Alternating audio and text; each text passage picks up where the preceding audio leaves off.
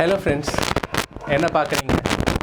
என்ன லென்ஸை பார்த்து ஃபோக்கஸ் பண்ணி ஷூட் பண்ணிகிட்டு இருக்கேன்னா, ஆக்சுவலி நம்ம வந்து வியூ ஃபைண்டர் வழியாக பார்க்காம ஒரு எல்சிடி வழியாக பார்க்காம ஷார்ப்பான ஃபோக்கஸில் ஷூட் பண்ணலாம்.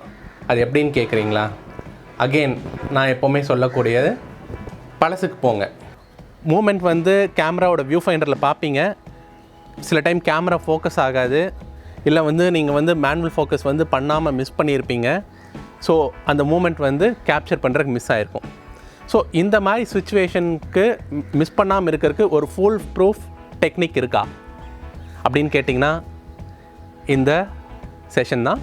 It's about depth of field scale. For example, நீங்கள் வந்து இந்த கேமரா இருக்கிற பாயிண்ட்லேருந்து என்னை ஃபோக்கஸ் பண்ணுறீங்கன்னு வச்சுக்கோங்களேன். ஸோ எனக்கு முன்னாடி சில இடமும் பின்னாடி வந்து ஃபார் எக்ஸாம்பிள் சில இடமும் ஃபோக்கஸில் இருக்கும். இந்த ரேஞ்ச் தான் நம்ம வந்து டெப்த் ஆஃப் ஃபீல்டுன்னு வந்து சொல்கிறோம். இப்போ வந்து ஃபோக்கல் லென்த் வந்து அதிகமாக, ஃபார் எக்ஸாம்பிள் ஒரு 85 mm லென்ஸ் இருந்துச்சுன்னா இந்த டெப்த் ஆஃப் ஃபீல்டு வந்து ரொம்ப குறையாக இருக்கும். இதுவே வந்து ஒரு 28 mm லென்ஸாக இருந்ததுன்னா டெப்த் ஆஃப் ஃபீல்டு வந்து அதிகமாக இருக்கும். அது உங்களுக்கு தெரிஞ்ச விஷயம். அதுக்கப்புறம் அப்பர்ச்சர் வந்து நேரோ ஆக, அதாவது வந்து அப்பர்ச்சர் நம்பர் பெருசாக ஆக உங்களுக்கு வந்து டெப்த் ஆஃப் ஃபீல்டு அதிகமாக இருக்கும். அதுக்கப்புறம் அப்பர்ச்சர் நம்பர் சின்னதாக ஆக, அதாவது வந்து லென்ஸ் வந்து நல்லா ஓப்பன் ஆகிடுச்சுன்னா உங்களுக்கு வந்து டெப்த் ஆஃப் ஃபீல்டு வந்து ஷாலோவாக இருக்கும், அதாவது வந்து பிளர் வந்து அதிகமாகும். இப்படி தான் வந்து டெப்த் ஆஃப் ஃபீல்டு வந்து ஒர்க் ஆகுது. ஸோ நம்ம வந்து ஒரு இடத்துல வந்து நம்ம ஃபோக்கஸ் பண்ணுறோன்னா அதுக்கு எந்தளவு முன்னையும் பின்னையும் நமக்கு வந்து ஃபோக்கஸில் வேணுன்றது வந்து டிசைட் பண்ணும். அந்த ஃபண்டமெண்டல் பாயிண்ட் வச்சு தான் இந்த ஹோல் சிஸ்டம் ஒர்க் ஆகுது. ஸோ இப்போ வந்து அந்த லென்ஸில் வந்து நான் எப்படி வந்து அதை வந்து கண்டுபிடிக்கிறேன்னு வந்து பார்க்கலாம். இப்போ பார்த்தீங்கன்னா இந்த லென்ஸில் வந்து நிறையா மார்க்கிங்ஸ் இருக்குது. ஸோ இது வந்து அப்பர்ச்சர், ஓகேங்களா. இது வந்து ஃபோக்கஸ். ஃபார் எக்ஸாம்பிள் இங்கே வந்து இப்போ இன்ஃபினிட்டியில் இருக்குது, இப்போ வந்து ஒரு க்ளோஸ் ஃபோக்கஸிங் டிஸ்டன்ஸில் இருக்குது. ஸோ இது வந்து பார்த்திங்கன்னா ஒரு 28 mm f2.8 lens. For example ஒரு சப்ஜெக்ட் வந்து நமக்கு வந்து 2 மீட்டர்லேருந்து ஒரு ஸ்ட்ரீட் ஃபோட்டோகிராஃபி பண்ணுறேன்னு வச்சுக்கோங்களேன். ஒரு 2 மீட்டர்லேருந்து அதுக்கப்புறம் இருக்கிறதெல்லாம் எனக்கு ஃபோக்கஸ் வேணும்னு வச்சுக்கலாம். 2 மீட்டரில் நம்ம வந்து வைக்கிறோம். ஸோ 2 மீட்டர் வைக்கும்போது சப்போஸ் வந்து f4 அப்பர்ச்சராக இருந்துச்சுன்னா பெருசாக ஒன்றும் இல்லை. இப்போ வந்து ஒரு 10 அடியிலேருந்து ஒரு 4 அடி வரைக்கும் ஃபோக்கஸில் இருக்குது. பட் நமக்கு வந்து இன்னும் அதிகமாக வேணும். ஒரு f8 வைக்கிறோம் அப்படின்னு பார்த்தீங்கன்னா, f8ல் வந்து ஒரு 10 மீட்டருக்கு மேலே ஒரு 12 மீட்டர் இருக்குன்னு வச்சுக்கோங்களேன். அங்கேருந்து அதுக்கப்புறம் இங்கே பார்த்தீங்கன்னா ஒரு 1.2 மீட்டர்லேருந்தே ஃபோக்கஸ் இருக்குது.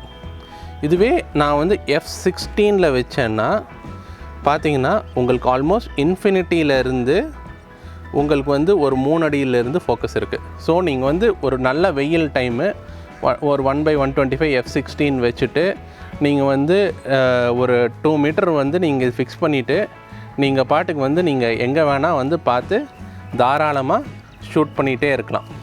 ஸோ இப்படி தான் இந்த டெக்னிக் வந்து ஒர்க் ஆகுது. ஸோ இது பேர் தான் வந்து ஜோன் ஃபோக்கஸிங்னு வந்து சொல்லுவோம். ஸோ அதை வச்சு நம்ம வந்து வியூ ஃபைண்டரில் பார்க்காமலே வந்து ஃபோக்கஸ் வைக்கலாம். நம்ம லேர்ன் பண்ண டெக்னிக் பேர் ஜோன் ஃபோக்கஸிங். ஸோ இதுக்கு வந்து இந்த மாதிரி வந்து டெப்த் ஆஃப் ஃபீல்ட் ஸ்கேல் உள்ள ஒரு லென்ஸ் இருந்தால் தாராளமாக பயன்படுத்தலாம். ஸோ இது வந்து பழைய லென்சஸ், நிறையா லென்சஸில் வந்து இந்த டெப்த் ஆஃப் ஃபீல்ட் ஸ்கேலுன்றது இருந்தது. ஸோ நீங்கள் தாராளமாக ஒரு அடாப்டர் போட்டு உங்களோட டிஎஸ்எல்ஆர்லேயோ மிரர்லெஸ்லேயோ வந்து தாராளமாக யூஸ் பண்ணிக்கலாம். மிரர்லெஸ் கேமராஸில் வந்து யூஸ் பண்ணுறது வந்து ஈஸி. ஏன்னா வந்து இதோட அந்த ஃபில்ம் பிளேன்லேருந்து லென்ஸ் பேனட் மவுண்ட்டோட பிளேன் டிஸ்டன்ஸ் வந்து 18 mmலேருந்து ஒரு 20 mm தான் இருக்கும் மிரர்லெஸ் கேமராஸில். டிஎஸ்எல்ஆர் அந்த எஸ்எல்ஆர் டைம்ஸ்லாம் வந்து ஒரு 44 mm இருந்துச்சு. ஸோ நடுவில் அடாப்டருக்கான ஒரு ஸ்பேஸ் இருக்குது மிரர்லெஸில்.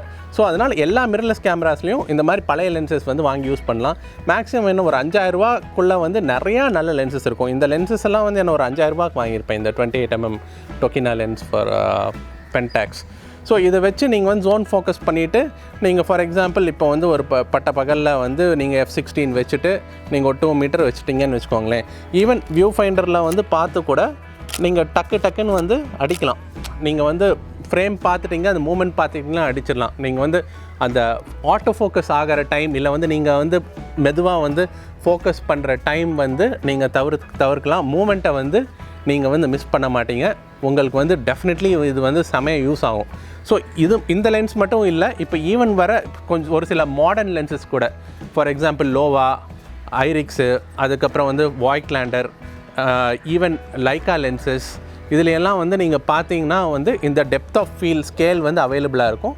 ஸோ உங்கள் மவுண்ட்டுக்கு, உங்கள் லென்ஸ், உங்கள் கேமரா மவுண்ட்டுக்கு வந்து அவைலபிளாக இருக்கான்னு பாருங்கள். இல்லாட்டி வந்து ஒரு அடாப்டர் வந்து போட்டு நீங்கள் வந்து தாராளமாக நீங்கள் வந்து யூஸ் பண்ணலாம். So all the best. So depth of field scale use பண்ணி நிறையா கேண்டிட் மூமெண்ட்ஸ் வந்து ஷூட் பண்ணுங்கள். வாழ்த்துக்கள். ஸோ மறக்காமல் இந்த சேனலை வந்து சப்ஸ்கிரைப் பண்ணுங்கள். வீடியோ பிடிச்சிருந்தா லைக் போடுங்க, கமெண்ட் பண்ணுங்கள்.